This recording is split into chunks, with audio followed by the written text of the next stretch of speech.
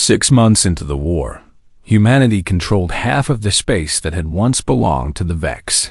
Commander Lucas Wright coordinated dozens of simultaneous operations across multiple star systems. Each operation was designed to attack Vex supply lines and eliminate their ability to wage war. The strategy was working. The Vex could not replace their lost ships fast enough. The Vex could not repair their damaged facilities fast enough. The Vex could not train new soldiers fast enough to replace the ones they had lost in battle after battle. Lieutenant Kevin Drake sat in the intelligence center and watched the patterns emerging from Vex military movements. The Vex were becoming desperate. They were throwing their remaining forces into massive assaults, trying to break the human lines through sheer force. Every single one of these assaults failed. Kevin pulled up a report showing the latest intelligence from Vex Command. The report showed internal disagreement among Vex leadership. Some wanted to continue fighting. Some wanted to negotiate surrender. Some wanted to launch a final massive assault against human worlds, hoping to cause enough damage that humans would be forced to negotiate peace. Admiral Sareth was the one who wanted the final assault. She had taken command after Admiral Corvin's death.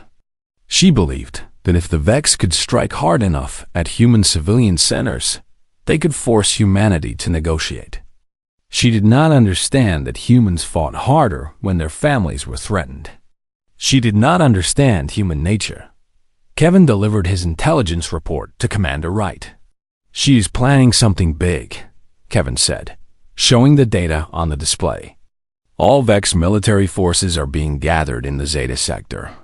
She is preparing for one massive strike against Earth orbit." Lucas studied the information. He could see exactly what Sareth was thinking. She wanted to prove that she was a strong leader. She wanted to force humans to feel the pain of war. She wanted to show that the Vex could still hurt humanity. What she did not understand was that her plan was being played out exactly as Lucas wanted it to play out. "Set the trap," Lucas ordered. "Get our forces in position. Let her think she is moving to attack an unprepared target. Then we close the net." Captain Angela Morrison was promoted to Admiral and given command of the Human Defensive Forces. She had proven herself in every battle. She understood strategy and tactics at a level that few humans possessed. She was now one of the most important military leaders in human space. Angela received Lucas's orders and began to deploy her forces. She positioned human ships inside asteroid fields where they would be hidden from Vex sensors. She set up decoy stations that appeared to be undefended, but were actually fully armed. She created false communication signals, suggesting that human forces were spread thin and unprepared for a major assault. All across human space, other commanders moved their ships into position. This was going to be the largest battle of the entire war. This was where the Vex would try to break human resistance. This was where humanity would break the Vex completely. The Vex fleet arrived in the Zeta sector with 600 warships. It was Admiral Sareth's entire remaining military force. Everything she had left was being thrown into this single attack. She believed she was attacking a weak and divided human military. She believed that her forces would overwhelm the human defenders. She believed that her victory would turn the tide of the entire war. She was wrong about everything. As the Vex fleet moved forward, they were struck from 3 different directions at once. Human ships came out of the asteroid fields. Human ships came out of hyperspace. Human ships emerged from behind distant planets where they had been waiting. 600 human warships surrounded the Vex fleet. Admiral Sareth realized too late that she had made a terrible mistake. She tried to order a retreat, but the human forces had cut off her escape routes.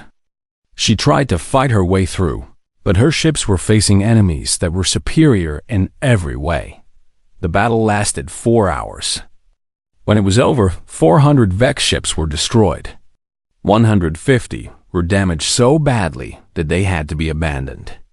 Only 50 managed to escape back toward Vex Prime, Admiral Sarath's ship. The Vex carrier Dominion was struck by a plasma cannon volley that tore through its main reactor. The explosion was visible from 3 star systems away. Thousands of Vex soldiers died. Admiral Sarath died along with them. With the death of Admiral Sarath, the Vex military command structure collapsed. There was no clear chain of command. There was no unified strategy. The surviving Vex military leaders began to argue with each other about what to do next. Some wanted to continue fighting. Some wanted to negotiate a peace. Some wanted to attempt one final assault. But without clear leadership, nothing happened. The Vex military simply stopped moving. They stopped fighting. They waited for someone to tell them what to do. Intelligence reports from Kevin Drake showed that political leaders on Vex Prime were discussing terms of surrender. The military had been broken. The war effort could not continue. The only question that remained was what terms humanity would accept. Commander Lucas Wright called a meeting of all the major human military leaders. Admiral Angela Morrison was there. Admiral Henry Crawford was there. Dr. Patricia Evans was there. Captain Marcus Steele was there. All of them had played major roles in humanity's victory. "The war is over," Lucas said simply. "The Vex cannot continue. They have no ships. They have no clear leadership. They have nothing left to fight with. What are the terms?" Crawford asked. "Total occupation of all Vex territory," Lucas said. "Human military will control all Vex worlds. Human government will establish law and order across their space.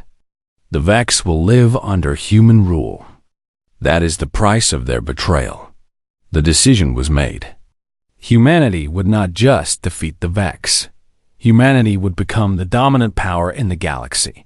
Human flags would be raised over Vex government buildings. Human soldiers would patrol Vex streets. The species that had tried to destroy humanity would now live under human control. Word spread through the Galactic Council. The Vex, the species that had been thought to be one of the most powerful in the galaxy, had been defeated and occupied. The species that had been fighting for survival just months before had become the supreme military power in known space. Other species began to approach human diplomats. They wanted to establish trade relationships with humanity. They wanted to align themselves with the new power in the galaxy. They wanted to be on the winning side. The Traken, a species that had stayed neutral during the war, requested to join a military alliance with humanity. The Solarians, who had once been allies of the Vex, asked for human protection in exchange for their loyalty. Even the Krell Dominion, the original enemy that had brought humans and Vex together, requested peace talks with human leadership. Everyone understood now. Humanity was not just a military power. Humanity was the military power. The species that had been underestimated and attacked had become unstoppable. Lucas Wright stood in the command center and looked at the reports coming in from across human space. Vex worlds were being occupied by human forces. Vex governments were being replaced by human administrators. Vex military installations were being taken over by human soldiers. The seizure was total. The victory was complete. Humanity had struck back against betrayal and had seized everything. 20 minutes had passed since the invasion started. Catherine had killed 9 of the creatures. She had lost 2 soldiers. Private Chun had been cut down in the reactor section. Sergeant Houston had been cornered near the water recycling unit. There was nothing she could do for them. There was nothing anyone could do. Now Catherine was in the hydroponics sector, the vast greenhouse that provided oxygen and food for the station. It was a maze of plants and water channels, tall enough for the creatures to move through, but narrow enough that Catherine could use the plants as cover. She heard them coming before she saw them. Multiple creatures moving through the rows of green. At least 3 that she could hear. Maybe more. Catherine hid behind a thick hydroponic tank. Her rifle was hot in her hands. She had used 60% of her ammunition. That meant she had limited shots left. Everyone had to count. A creature came into view. It was the largest one yet. Its exoskeleton was marked with scars and damage from previous battles. This was a warrior. This was something that had fought wars before. Catherine knew that this was the commander. The thing leading the invasion. It moved with a purpose that the others did not have. It was searching for something. Searching for her. Catherine took the shot. She aimed for the upper body, where she had seen the other creatures fall. The plasma bolt connected, but something was different this time. The bolt hit the creature, and it barely slowed down. Its exoskeleton was thicker, harder, more armored. The creature turned toward Catherine. It had seen the shot. It knew where she was. Catherine ran. She ran between the rows of hydroponic plants, knocking them over behind her as she went. The creature followed. Its movements were smooth and powerful. A creature like that would never tire. A creature like that would hunt her down eventually. But Catherine had an idea. She reached the far end of the hydroponic sector, where the environmental controls were mounted on the wall. Large pipes carried hot water. Large pipes carried cold water. Large pipes carried nutrient solution. They could all be redirected. Catherine fired her plasma rifle at the main temperature control. The machinery sparked and caught fire. Hot water began spraying out of fractured pipes. Steam filled the air. The creature shrieked. It was the same terrible sound it had made before. Steam burned its exoskeleton. The creature fell back, confused and hurt. Catherine did not waste time. She had learned that the creatures relied on their eyes. Multiple eyes, but still eyes. She had learned that their sensory organs were on their upper body. She had learned that they could bleed. She fired again while the creature was blinded by steam. This shot went through the upper section where she could see openings in the exoskeleton. The creature fell. It did not get up. Catherine's 8th kill. Her 9th. The commander of the invasion force. She did not celebrate. She moved through the steam toward the secondary exit. There would be more creatures coming. There would always be more until either they won or she was dead. As she reached the exit, Catherine heard movement above her. She looked up and saw a creature trying to climb into the sector through the ventilation shaft. She fired upward. The bolt caught it in the head. It fell backward. Her 10th kill. Catherine did not stop to think about what she had done. She only thought about what came next. Catherine Voss stood in the command center of Kepler-7, watching the screens flicker with red warning signals. The mining station sat on an asteroid in the dark part of space, where most humans never came. She was 28 years old, and this was her first real command. 12 soldiers under her orders. 12 people who looked to her to keep them alive. The alarm started screaming at 14:32 station time. "Contact," her second officer Davis called out. He was young, maybe 22, with scared eyes. Multiple ships dropping from jump space. They are moving fast. Catherine moved to the tactical display. The ships were shaped like nothing she had ever seen before. Long and angular, with sections that seemed to fold in on themselves. They were not human. They were not any species that registered in the human database either. "Get me identification," Catherine ordered. Her voice was steady. That was important. The team needed to hear calm. "No match in our records, Captain. But they are broadcasting something. It is a warning. They say we have 90 seconds to surrender, or they will take what they want by force." Catherine felt her jaw tighten. Surrender was not in her blood.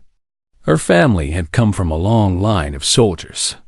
Her grandfather had fought in the wars on Earth. Her mother had died defending a colony from raiders. Catherine had joined the military because it was the only life she knew. Sound the evacuation alarm. Get everyone to the lower sectors. Now, Catherine ordered. The station shook. The first impacts had started. The mining station was not built for combat.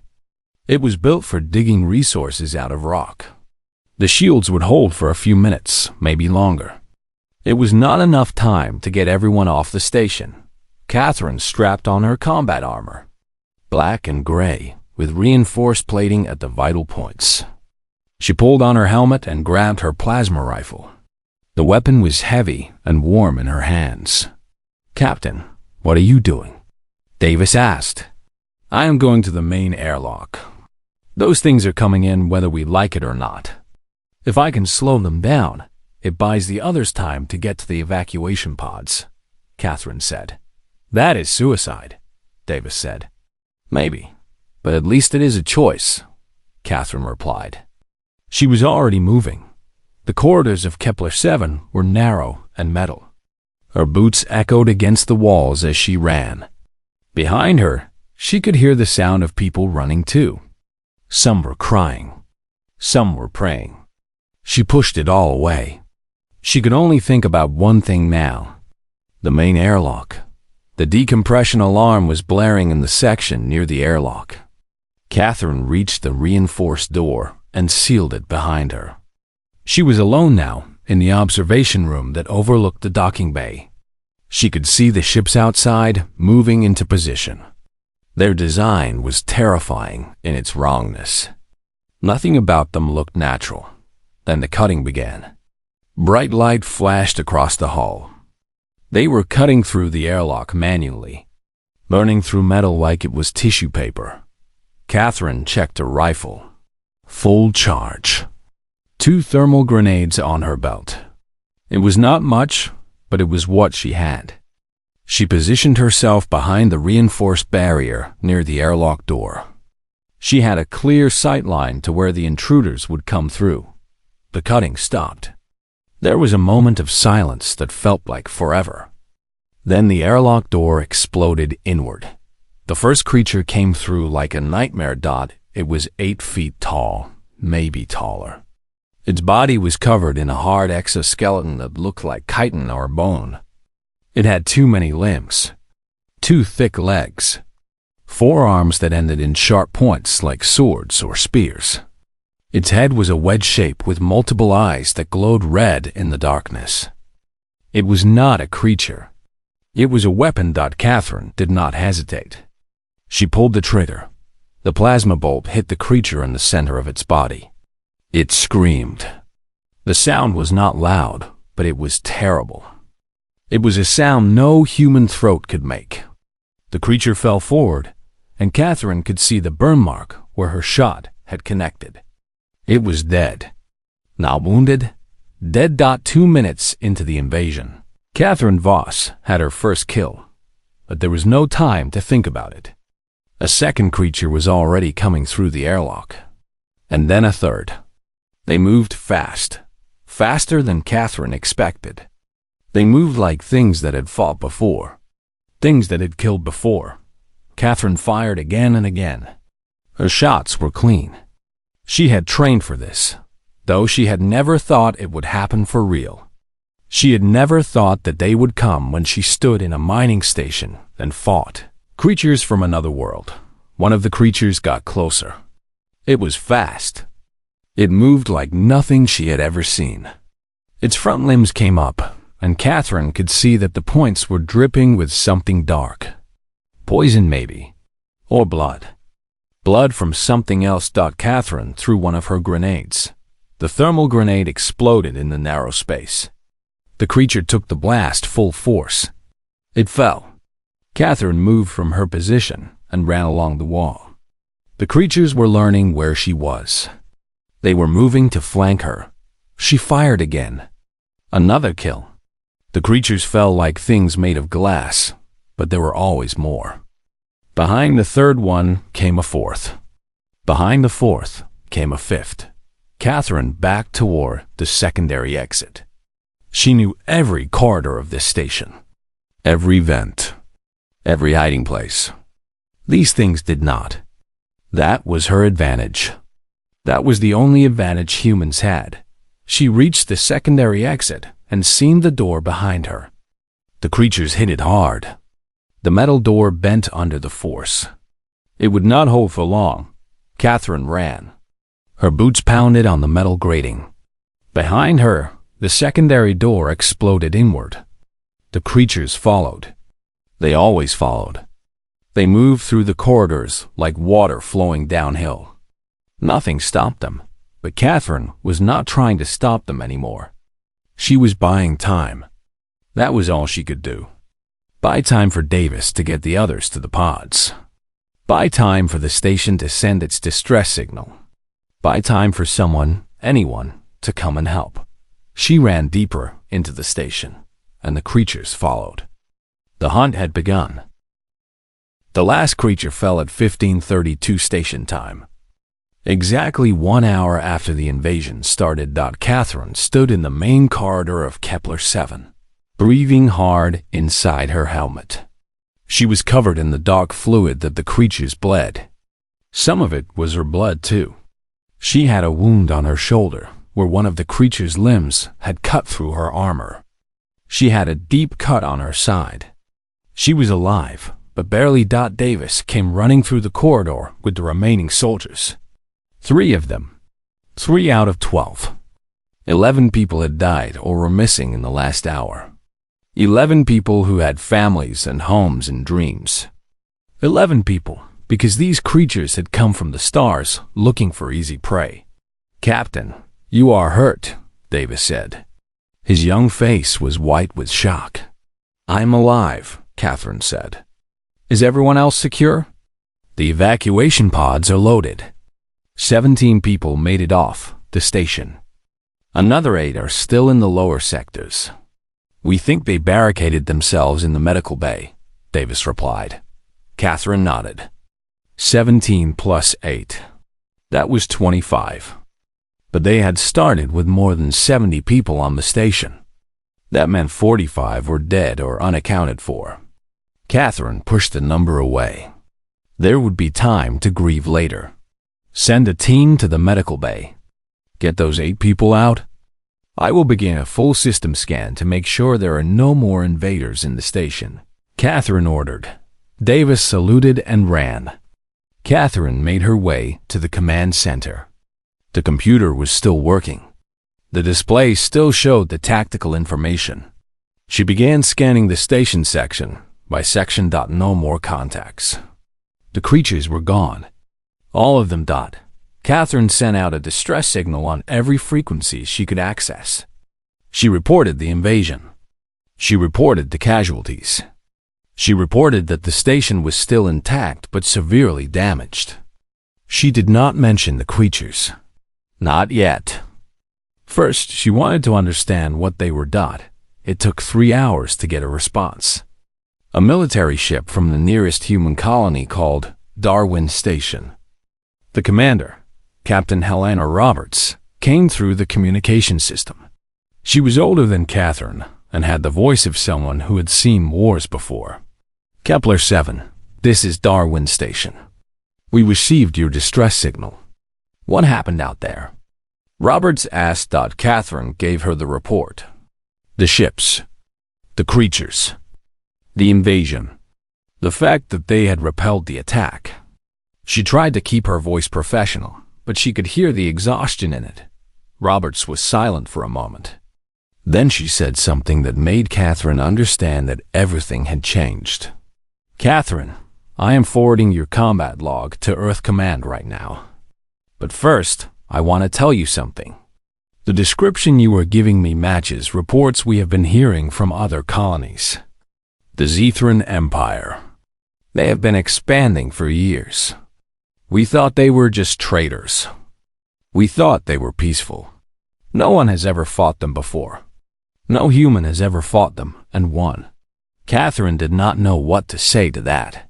"You defended your station with 12 soldiers against a military invasion force," Roberts continued. "You killed how many of them?" 14, Catherine said. "At least 14. I stopped counting." You killed 14 of creatures that no military power in human space has ever faced in combat. You held your ground. You protected your people. That is not just a victory, Catherine. That is a statement to the entire galaxy. Catherine was still processing this when Davis entered the command center with the 8 people from the medical bay. They were scared and hurt, but they were alive. Catherine turned back to the communication system. She had more immediate problems. The station needed repairs. The wounded needed medical care. The dead needed to be recovered and honored. But somewhere in the back of her mind, she understood that something larger had happened here. Something that would echo through space and time in ways she could not yet comprehend. The Zethran Empire had come to Kepler-7, believing that humanity was soft, weak, easy to conquer. They had learned otherwise. 3 days passed. The rescue ship from Darwin Station arrived with medical supplies and repair crews. The wounded were treated. The station was secured. And Catherine sat in the medical bay of Kepler-7 with bandages on her shoulder and side, listening to the reports coming in from across human space. The Zethran attack had not been isolated. At least 5 other human settlements had reported attacks in the same time frame. But all of those attacks had failed. In every case, human forces had repelled the invaders. In every case, the Zethrans had retreated. Something had changed in how the Zethrans fought. They were no longer confident. They were no longer moving with the certainty of predators. Something had made them afraid. Catherine learned the answer when Captain Roberts came to visit her in the medical bay. "We have intercepted Zethran communications," Roberts said. She was holding a data tablet with secured information on it. "They are talking about what happened here. About you." Roberts played an audio recording.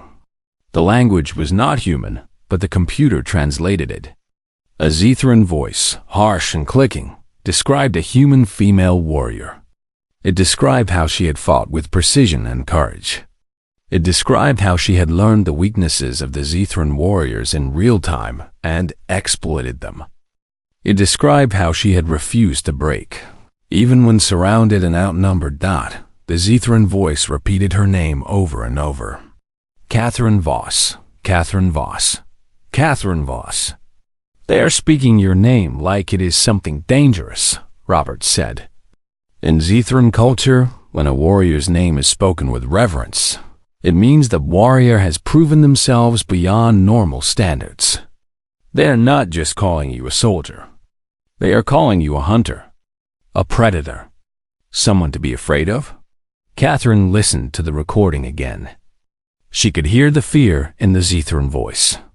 Even through the translation, even through the alien sounds, she could hear it. These creatures that had invaded her home were afraid of her. That night, Catherine stood at the observation window of the command center. She looked out at the asteroid that had been her home. She looked at the damage left by the invasion. The scorched metal. The shattered sections. The graves they were digging in the station grounds for the 45. People who had died. She received a data transmission from a neutral monitoring station in the outer region. It contained more Zethran communications. More soldiers discussing what had happened. More voices repeating her name. In every major Zethran military base across the sector, the story was being told. A human captain had held her ground against invasion. 14 Zethran warriors had fallen. The Zethran Empire had been forced to retreat. Catherine understood now that this was not just about Kepler-7 anymore. This was about something bigger, something that would ripple outward through space and time. She received notice of her promotion the next morning. Captain was now her permanent rank. She was offered a choice. Return to Earth for a formal ceremony and commendation, or accept a new posting commanding a larger defensive force. Catherine looked at the promotions offer for a long time. She thought about the 45 people who had died. She thought about the Zethran creatures lying dead in the corridors of her station. She thought about Davis and the other survivors She thought about what Captain Roberts had said. In Zethran culture, when a warrior's name was whispered with fear, it meant something. Catherine sent her response back. She would accept the new posting. She would command the larger defensive force. The Zethran Empire needed to learn that humanity was not soft. Humanity was not weak. Humanity was something to be afraid of. 6 weeks after the invasion of Kepler-7, the effects were spreading across human space like ripples in still water. Trade negotiations that had stalled for months suddenly moved forward. Human merchants found that they had more leverage than they had expected. Alien traders were offering better prices. They were treating human representatives with new respect. Human colonies that had been struggling with limited resources found that they could expand their territorial claims without the usual resistance. The galactic powers had realized something. They had realized that humanity was not a species to be taken advantage of. Catherine took command of Defense Station Alpha in the Outer Rim. It was a larger installation than Kepler-7. More soldiers, better weapons, more responsibility. But Catherine did not feel overwhelmed by it. She had already proven herself in the worst conditions imaginable. Her soldiers respected her immediately. They had heard the stories. They knew who she was. Some of them had fought in the skirmishes that had followed Kepler-7. All of them knew that their captain had killed 14 alien warriors and lived to tell about it. Catherine established new training protocols. She taught her soldiers what she had learned during that 1 hour of combat. She taught them how to recognize alien combat patterns. She taught them how to find weaknesses in armor. She taught them that courage and adaptation could overcome superior numbers. The Zethran Empire made one more attempt to expand into human space. They attacked a colony called New Hope with a much larger force. They wanted to prove that Kepler-7 had been an accident, that Catherine Voss had been a lucky anomaly. They were wrong. The colony held. Catherine's training had been absorbed throughout human military. The soldiers of New Hope fought like Catherine had fought.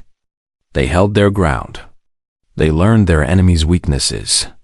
They refused to break. The Zethrans retreated again. Catherine stood in the observation deck of Defense Station Alpha, watching the stars. She was receiving a message from Earth Command. Official recognition of her heroism. A medal. A permanent place in the history of human military achievement. An invitation to serve on the Defense Council itself. But Catherine was not thinking about medals or history or councils. She was thinking about the 45 people who had died on Kepler-7. She was thinking about Chun and Houston and all the others who had not survived. She was thinking about the future. About what it meant that the galaxy was beginning to understand what humanity could do. About what it meant that her name was being whispered with fear in Zethran military bases across the sector. A soldier approached Catherine on the observation deck. Young, maybe 23, from Earth. Captain, there's a transmission coming in from deep space. It is in human language, but it is being broadcast from a Zethran ship. They want to speak with you directly, the soldier said. Catherine nodded. She went to the communication center and opened the channel. A voice came through, harsh, clicking, but speaking English now. The commander of the Zethran forces that had attacked New Hope. Captain Catherine Voss, I speak to you as warrior to warrior. You have proven that humanity is strong, stronger than we believed. The Zethran Empire respects strength. We are withdrawing from the human sectors. We will not return unless you give us reason to return. But know this. Your name will be remembered. In 10,000 years, in 10 million years, when our species have changed beyond recognition, your name will still be remembered. You are the reason the galaxy learned to fear the humans. You are the reason we know that soft humans are not soft at all. The transmission ended. Catherine stood in the communication center in silence. She had not sought this. She had only wanted to protect her people. She had only wanted her soldiers to come home alive.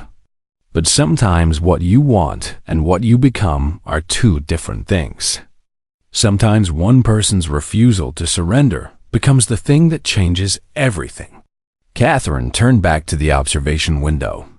She could see Earth's star from Defense Station Alpha, a distant light in the darkness. Her home, the world that had produced her, the world that the galaxy was beginning to understand, was different than it had thought. She thought about the young soldiers under her command. They were brave. They would be ready for whatever came next. They had been trained by someone who knew what it meant to stand alone against impossible odds. Catherine Voss had come to Kepler 7 as a young captain with little experience. She had left as something else entirely. She had left as the warrior whose name was whispered in fear across the galaxy. And somewhere in the depths of space, in Zethran military bases and alien trading posts and neutral monitoring stations, that name continued to be whispered. Catherine Voss. Catherine Voss. The human who would not break. The human who would not surrender. The human who had shown the galaxy that its understanding of humanity was dangerously wrong.